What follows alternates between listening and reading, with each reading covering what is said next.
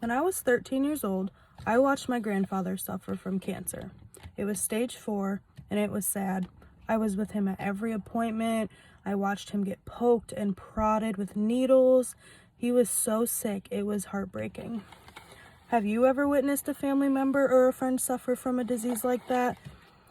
It can be ranged from Alzheimer's or ALS or even cancer. These both, along with much more, are incurable diseases. An incurable disease is a disease that no matter the treatment, you will be forced to live with it for the rest of your life because there is no cure.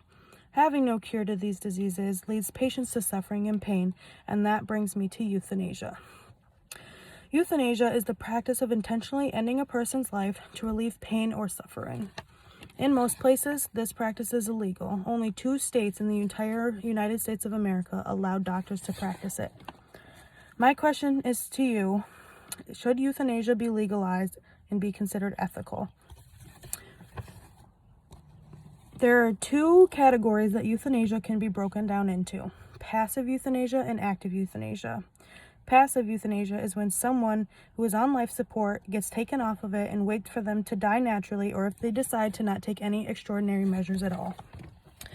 Active euthanasia is when a doctor gives a patient a prescription of medication.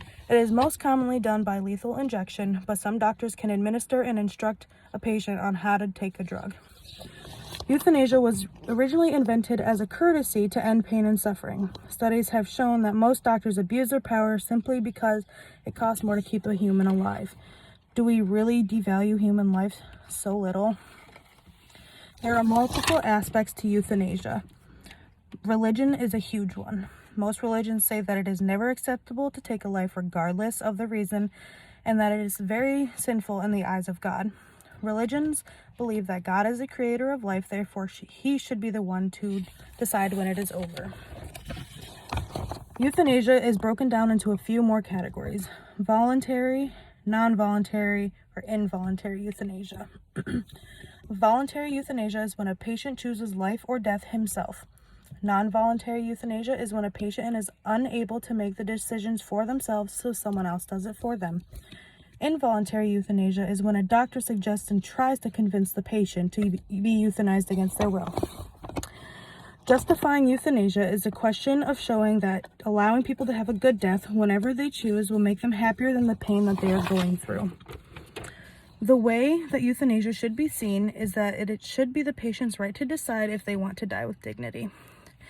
It should be the patient's choice if they want to live or die, regardless of what doctors, family, or even friends have to say. People do not understand what someone who is terminally ill goes through day in and day out. It truly takes a toll on a person's body. All in all, euthanasia will always be up for debate. There are so many obstacles that go into it that they can't even consider settling it. Euthanasia can be a very good thing, but there will always be a handful of people who will find negative in a potentially positive issue.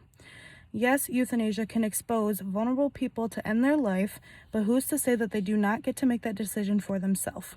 Euthanasia should be legalized, but the patient should have to discuss it with their doctor first beforehand.